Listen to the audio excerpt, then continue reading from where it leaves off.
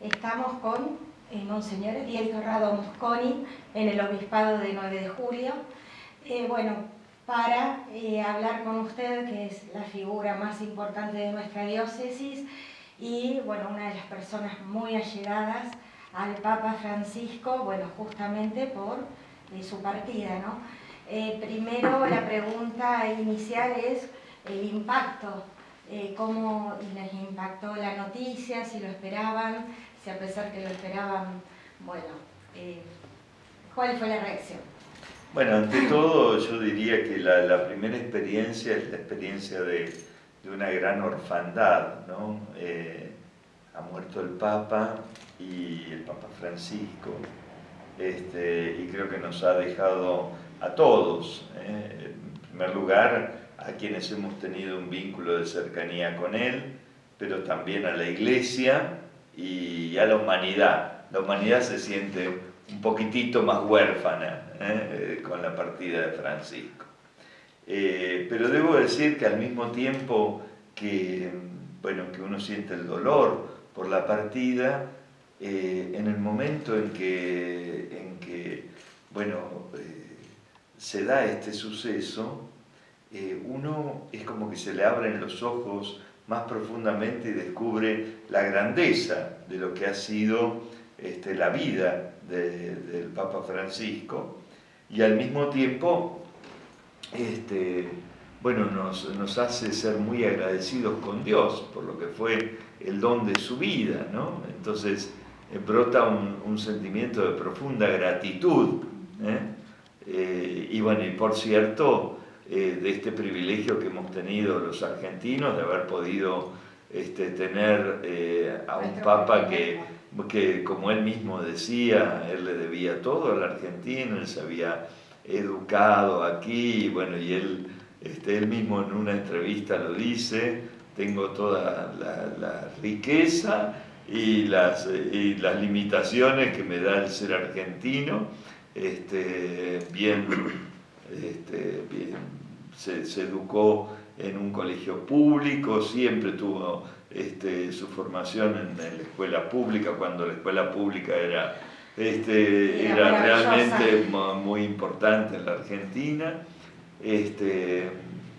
Y se sentía, siempre se sintió muy argentino y muy orgulloso de ser argentino. En cuanto al orgullo, ¿usted comparte ese orgullo, quizás de otro punto de vista, al haber estado con mucha proximidad con él desde que estuvo en la diócesis de Buenos Aires? Claro, ¿sí? Claro. Yo en realidad lo conocí al Papa Francisco hace 30 años, porque fue... Antes de que fuera Papa. Claro. En el año 97 a él lo hacen obispo de auxiliar de Buenos Aires primero, y en el año 98 asume como, en el año 94 lo hacen obispo auxiliar, y en el año 98, después de la muerte del cardenal Guarrachino, él asume como arzobispo de Buenos Aires. Así que como arzobispo de Buenos Aires fue mi obispo. Yo pertenecía al presbiterio de la Arquidiócesis de Buenos Aires, era formador en el seminario, así que tenía un trato muy frecuente con él. ¿Y cómo era ese Francisco? ¿Era muy distinto al posterior o se mantuvo su esencia? No, la esencia la mantuvo siempre, digamos. Él siempre se mantuvo con esa actitud, lo que llamaba más la atención cuando recién lo designaron obispo auxiliar de Buenos Aires. Muchos en el clero porteño no lo conocíamos, porque él pertenecía a los jesuitas, a la Compañía de Jesús, y estaba en Córdoba, o sea que en la Arquidiócesis de Buenos Aires no teníamos mucho conocimiento de él.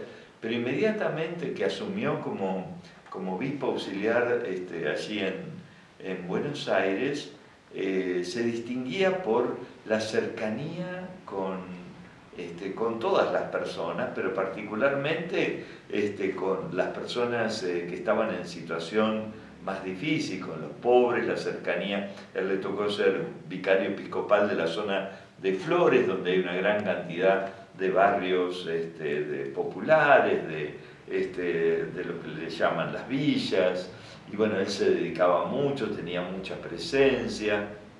Nos llamaba la atención que cuando había un sacerdote enfermo, él solía hasta quedarse toda la noche acompañando al sacerdote, asistiéndola en las necesidades que tiene un enfermo, alguien que está postrado, con toda caridad, con toda generosidad, lo cual no estábamos muy acostumbrados a que un obispo hiciera ese tipo de servicio, ¿no?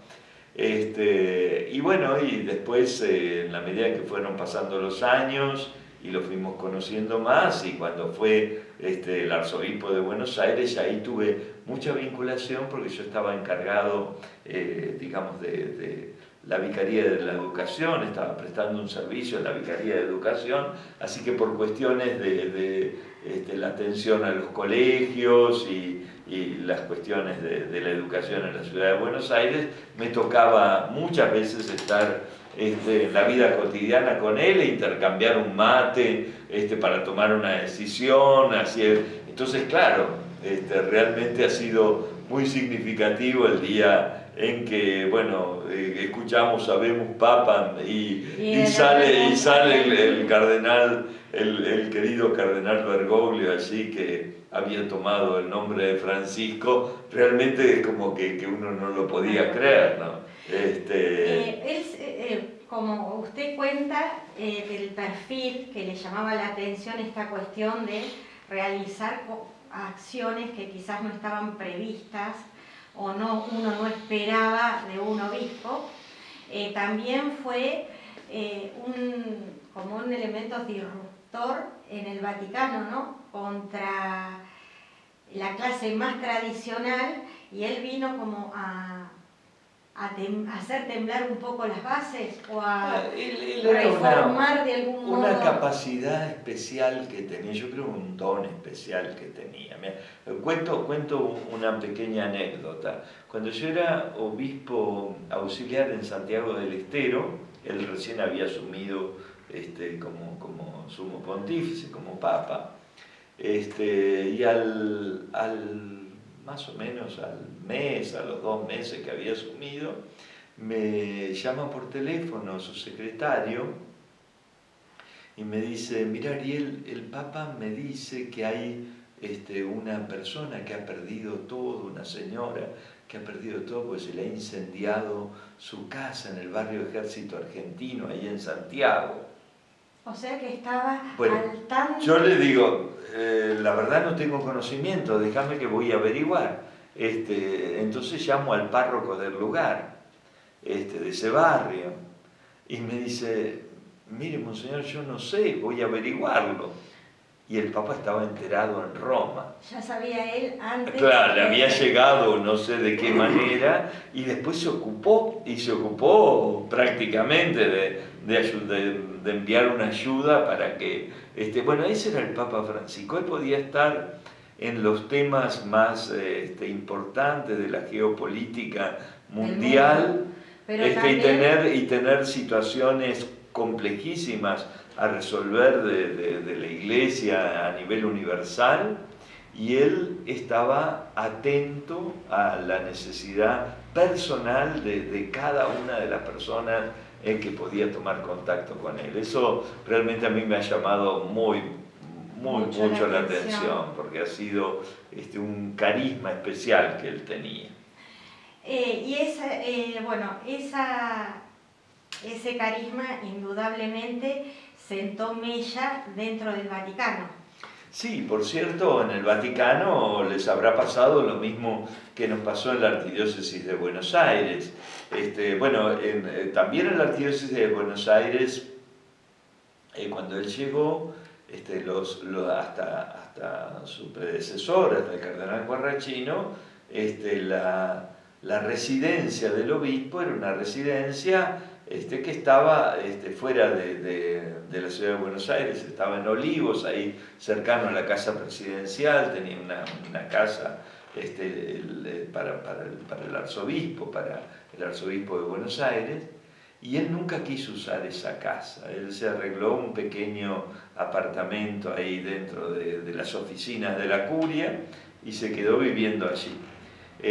Cuando recién asumió como papa, bueno, a mí no me llamó la atención para nada que no haya querido vivir en el Palacio Apostólico y que haya preferido vivir en una pequeña habitación, como se ha mostrado ahora en los medios, una pequeña habitación allí en Santa Marta, donde él estaba hospedado mientras fue cardenal, digamos. O sea, esa era la modalidad de Francisco. Era un hombre muy austero, sumamente austero, muy sencillo, y un hombre que, bueno, en ese sentido podía ser, bueno, como disruptor, digamos, de ciertas tradiciones o ciertas costumbres, digamos, que podía verse como algo un poco extraño, ¿no? Un poco extraño. Y bueno, esto generó también pasiones encontradas, no sé si a nivel mundial, pero quizás a nivel nacional. Sí, yo creo que, bueno, también a los argentinos ahora me parece que es como que se ha caído un velo y descubrimos quién ha sido Jorge Bergoglio, ¿no? Muchas veces se ha caído en hacer interpretaciones políticas de cada una de sus palabras, de cada uno de sus gestos. ¿Era tan así como lo mostraban los medios? ¿O medios se descontextualizaba mucho? No, totalmente, totalmente. Digamos, él ha tenido una actitud, bueno, muy crítica ya cuando estaba en la Argentina, hacia ciertas situaciones políticas. Después se lo tildaba de que estaba a favor de aquellos que había de algún modo como denunciado mientras él fue arzobispo de Buenos Aires. O sea que no, yo creo que no han... no se ha tenido una mirada, no se ha descubierto quién era Jorge Bergoglio hasta ahora, con la muerte y al ver el liderazgo universal que tenía Francisco, ¿no? Y cómo ha sido realmente en un momento de crisis de todo Occidente, donde no hay líderes en Occidente. El Papa Francisco fue realmente ejerció un liderazgo muy importante, que se manifestó de manera muy especial en sus funerales, y bueno, yo recuerdo que al poco tiempo en que fue elegido, leí un artículo en un diario español que me llamó mucho la atención, porque era un autor, digamos, de izquierda, muy anticlerical, y entonces dice, en realidad, dice, yo no entiendo cómo un grupo de personas decrépitas y ancianas de los cardenales en un cónclave supieron encontrar un líder que el progresismo y toda la sociedad actual no supo encontrar. Digo, a mí me impresionó ese artículo, lo voy a buscar ahora porque realmente... Y bueno, y eso ha sido, digamos, claro, o sea, para esta persona que obviamente era anticlerical y contrario a la iglesia, pero que veía que Francisco tenía una capacidad de ver la realidad del desafío del mundo actual, bueno, que muchas veces no lo han percibido otros hombres que tienen digamos, tanta responsabilidad como son presidentes u otros digamos, líderes mundiales, ¿no? Usted dijo recién una palabra bueno, que me da pie para mi inquietud. Ahora, cónclave, dijo, ¿no? Ahora, ¿qué va a pasar? ¿Cuáles son los tiempos estipulados para, bueno, para que Bueno, nombre del nuevo Papa. el próximo 7 de mayo ya se ha confirmado que va a ser digamos, la apertura del cónclave. Así que, bueno, después en los próximos días, o sea que yo creo que no va a pasar de esa semana, que ya será elegido el nuevo Papa. Y esta es le pido una opinión personal. Después de Francisco, ¿usted qué opina sobre los cardenales? ¿Qué tipo de perfil van a elegir en el próximo papado? ¿Y qué hay de verdad en esta cuestión que es, bueno, es muy cotidiana, del mito de la llegada de un posible papa negro? Esos son cosas que no tienen No ninguna... tiene nada. No, puede ser el color de la piel del Papa, puede ser cualquiera, puede ser blanca, amarilla o negra, digamos, de color de la piel no tiene nada que ver, claro. Y en cuanto al perfil que usted, ¿cómo se imagina? El otro día el cardenal Sturla, que es el cardenal uruguayo, el arzobispo de Montevideo, dijo unas palabras que son muy ciertas. Nosotros vamos a elegir, dijo, al sucesor de Pedro, no al sucesor de Francisco, al sucesor de Pedro. O sea, para los que tenemos fe, digamos, nuestra mirada es, como recibir a aquel que va a ser el que nos va a confirmar en la fe, el que nos va a orientar en el camino hacia Jesús, hacia Cristo. Entonces, por cierto que cada papa ha dejado su impronta. De los últimos papas que hemos tenido, maravillosos realmente, Juan XXIII, Pablo VI, bueno, Juan Pablo I que estuvo muy poco tiempo, Juan Pablo II que nos ha marcado muchísimo, la bondad, la bonomía y la sencillez del Papa Benedicto, la audacia de renunciar cuando empezó a sentir que no tenía fuerza, cosa que no era común durante muchísimos siglos. Y bueno, y el Papa Francisco, la verdad que Dios, el Espíritu Santo, ha ido guiando a la Iglesia a través de estos pastores realmente maravillosos. Así que vamos a recibir con mucha fe al Papa que Dios nos conceda para responder a estos tiempos que estamos viviendo en la Iglesia y en el mundo, ¿no? Cada vez más complejo, cada vez más difícil. Lo último, un mensaje, bueno, para la comunidad católica de la diócesis en estos tiempos y bueno, para los próximos días del cónclave. Sí, por sobre todo yo creo que el Papa Francisco, cuando elige el nombre de Francisco tiene como dos dimensiones, ¿no? Por un lado, el amor a los pobres y el amor a cada persona necesitada, el cuidado de cada persona necesitada, ¿no? Él dice que eligió el nombre de Francisco porque un cardenal brasilero, el cardenal Jumes, le dice no te olvides de los pobres, y ahí le vino a la mente la imagen de Francisco de Asís, ¿no? Que es un modelo de santidad, de austeridad, de pobreza. Pero además Francisco de Asís fue un gran renovador, no solo de algún modo abrazó la pobreza y abrazó el amor a los pobres, a los leprosos, a las personas que estaban abandonadas en su tiempo, sino que además él sintió que Dios le llamaba a una misión de reconstruir la Iglesia, ¿no? Fue un poco la misión de Francisco del Papa. Y entonces, ¿y cómo se reconstruye la Iglesia? Y bueno, volviendo a Jesús, volviendo a Cristo, volviendo a la radicalidad del Evangelio, de lo que nos enseña Jesús. Así que mi mensaje es ese, sea cual fuere el Papa que Dios nos regale, que todos podamos vivir este legado que nos dejó Francisco, ¿no? Del cuidado de cada persona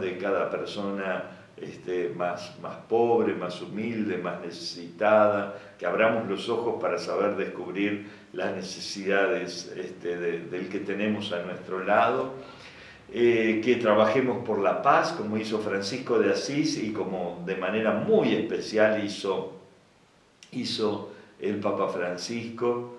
A mí me llamó la atención, si me permitís una última anécdota, cuando estábamos los obispos en la visita ad limina, hacía poquitos días que él había tenido un encuentro con los políticos y los gobernantes y líderes del país africano Sudán del Sur, que estaban viviendo una situación, aún viven en esa situación terrible, de violencia muy grande, donde hay matanzas de niños, de familias, de ancianos, una situación terrible, terrible. Habían aceptado ir al Vaticano para que pudieran trabajar en orden a llegar a un entendimiento entre las distintas facciones de ese país, pero estaba terminando la reunión y no se llegaba a ningún acuerdo. Y entonces el Papa Francisco les da una audiencia a este grupo de personas africanas, unos 6, 7 personas, hombres y mujeres de ese país, y entonces él nos comentaba que él empieza a sentir en su corazón como tengo que rogarles que hagan la paz, tengo que rogarles que hagan la paz. Y bueno, el modo de rogarles puede ser ponerme de rodillas ante ellos y besarles los pies pidiéndoles que hagan la paz. Él mismo dice que nos decía a nosotros, porque a nosotros nos llamó la atención ese gesto inusual, ¿no? Que un papa se arrodille delante de unos líderes de un país africano para besarles los pies. Y entonces dice, él mismo decía, la verdad que yo me sentía como que iba a ser un ridículo, pero al mismo tiempo sentía como ese impulso de la fuerza de Dios que me decía que tenía que hacerlo, y bueno, y lo hizo. Y bueno, en ese momento realmente logró muchísimo, conmovió a estas personas, y bueno, en ese momento se había llegado a un cierto entendimiento. Pero bueno, ¿qué quiero decir?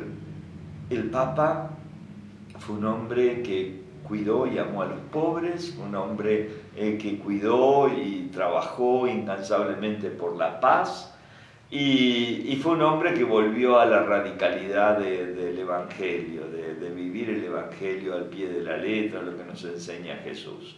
Y bueno, y eso es lo que esperamos del próximo Papa, que el Señor nos regale al Papa como líder, y a todos nosotros, obispos, sacerdotes, y a todos los fieles laicos, a todos nosotros, a todos los creyentes y no creyentes el 9 de julio, también esa pasión entonces por los más pobres, por los que sufren y por la paz. Monseñor, como siempre, un placer. Muchísimas gracias. No sé, Raúl, si querés hacer alguna pregunta. Muchísimas gracias. Muchas gracias, Silvana. Gracias, Raúl.